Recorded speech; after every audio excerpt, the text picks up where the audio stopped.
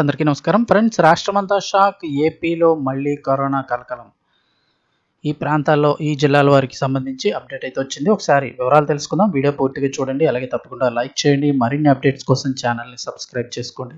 ఇక వివరాల్లోకి అయితే వెళ్ళిపోదాము. ఆంధ్రప్రదేశ్లో మళ్ళీ కరోనా కలకలం. ఆ జిల్లాలో 2 కన్నుమూత, 4కి పాజిటివ్. యావత్ ప్రపంచాన్ని గడగడలాడించిన కరోనా మహమ్మారి ఏపీలో మళ్లీ విజృంభిస్తోందా అనే ఆందోళన సర్వత్రా వ్యక్తమవుతోంది. ఆంధ్రప్రదేశ్లో 4 ఏళ్ల తర్వాత మళ్లీ ఇప్పుడు కరోనా వైరస్ కారణంగా మరణాలు నమోదయ్యాయి. కడప జిల్లాలో 2 కరోనా బారిన పడి మృతి చెందగా మరో 4కి కోవిడ్-19 పాజిటివ్గా నిర్ధారణ అయింది. దీంతో జిల్లా వైద్య ఆరోగ్య శాఖ వెంటనే అప్రమత్తమై పర్యవేక్షణను మరింత కట్టుదిట్టం చేసింది. అధికారుల సమాచారం ప్రకారం కరోనా సోకిన వారిలో 4లో 3 స్వల్ప లక్షణాలతో హోమ్ ఐసోలేషన్లో చికిత్స పొందుతుండగా మరో వ్యక్తిని కడపలోని ఆసుపత్రిలో ప్రత్యేక కోవిడ్ వార్డులో చేర్చి చికిత్స అందజేస్తున్నట్లు తెలిపింది. ఈ 4కి కడపలో నిర్వహించిన ఆర్టీపీసీఆర్ పరీక్షల్లో కరోనా నిర్ధారణ అయింది. కోవిడ్ లక్షణాలు ఉన్నవారంతా వేర్వేరు ప్రాంతాలకు చెందిన వారని అధికారులు తెలిపారు. పాజిటివ్గా తేలిన 4 గతంలో కరోనా వ్యాక్సిన్ 2 డోసులు తీసుకోగా వారిలో ఒకరు బూస్టర్ డోస్ కూడా తీసుకున్నట్లు వెల్లడించారు.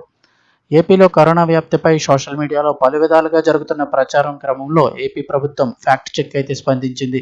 ఈ మేరకు కోవిడ్ కేసులకు సంబంధించిన పూర్తి వివరాలను వెల్లడించింది. ఎన్ సుబ్బారాయుడు 52 సంవత్సరాలు. అతనికి షుగర్తో పాటుగా అధిక రక్తపోటుతో బాధపడుతూ జూన్ 28న చికిత్స పొందుతూ మృతి చెందారు. ఇక సయ్యద్ బాషా 43 సంవత్సరాలు. దీర్ఘకాలికంగా మద్యం సేవించే అలవాటు ఉండగా తీవ్రమైన అనారోగ్యంతో చికిత్స పొందుతూ జూలై 7న కన్నుమూశారు. మరోవైపు వీరారెడ్డి మధుమేహం, అధిక రక్తపోటుతో బాధపడుతూ చికిత్స అనంతరం కోలుకుని జూలై 4న తిరుపతికి డిశ్చార్జ్ అయ్యారు. ఇక జి కొండయ్య 67. ఆయనకి షుగర్తో పాటు క్షయవ్యాధితో పాటు ఇతర ఆరోగ్య సమస్యలు కూడా ఉన్నాయి. ప్రస్తుతం కడప జనరల్ ఆసుపత్రిలో చికిత్స పొందుతున్నారు. ఇక అక్షత్ అనే 25 ఏళ్ల వయసు అబ్బాయికి కూడా కరోనా సోకి స్వల్ప లక్షణాలు మాత్రం ఉండడంతో హోమ్ ఐసోలేషన్లో వైద్యుల పర్యవేక్షణలో ఉన్నారు.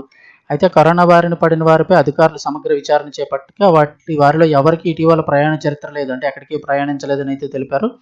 దీంతో జిల్లాలో స్థానికంగానే వైరస్ వ్యాప్తి జరిగి ఉండవచ్చని ఆరోగ్య శాఖ అనుమానిస్తోంది. నమోదైన కేసుల్లో కడప ప్రభుత్వ వైద్య కళాశాలలో పల్మనాలజీ విభాగంలో విధులు నిర్వహిస్తున్న ఓ అండర్ గ్రాడ్యుయేట్ ఇంటర్న్ వైద్య విద్యార్థి కూడా ఉన్నారు. ప్రస్తుతం ఆయన కూడా ఆరోగ్యంగా ఉండి హోమ్ ఐసోలేషన్లో చికిత్స పొందుతున్నారు. కడప ప్రభుత్వ జనరల్ ఆసుపత్రిలో ప్రత్యేక కోవిడ్ ఐసోలేషన్ వార్డులను సిద్ధం చేశారు. హైప్లో ఆక్సిజన్, వెంటిలేటర్ సౌకర్యాలను అందుబాటులో ఉంచడంతో పాటు 24 గంటల అత్యవసర వైద్య సేవలు అందేలాగా ప్రత్యేక వైద్య బృందాలను నియమించారు. వైరస్ ప్రభావిత ప్రాంతాల్లో ఆశా కార్యకర్తలు అలాగే ఏఎన్ఎంలు ఇంటింటికి వెళ్లి జ్వర సర్వేలు నిర్వహిస్తున్నారు. ఫ్లూ లేదా తీవ్రమైన శ్వాసకోశ ఇబ్బంది ఉన్న వారిని వెంటనే గుర్తించి కోవిడ్ పరీక్షలు చేస్తున్నారు. అలాగే ఆసుపత్రిలో వ్యక్తిగత రక్షణ పరికరాలు పీపీఈ వినియోగాన్ని తప్పనిసరి చేస్తూ ప్రాంగణాలను పూర్తిగా శానిటైజ్ చేయాలని అధికారి యంత్రాంగానికి ఆదేశాలు జారీ చేశారు. అయితే కరోనా పరిస్థితిపై సోషల్ మీడియాలో తప్పుడు ప్రచారం చేయొద్దని వైద్య ఆరోగ్య శాఖ ప్రజలకు విజ్ఞప్తి చేసింది. అధికారిక సమాచారం మాత్రమే విస్మరించాలని, ప్రజల్లో భయాందోళనలు కలిగించి అసత్య ప్రచారాన్ని ప్రోత్సహించవద్దని అయితే సూచించింది.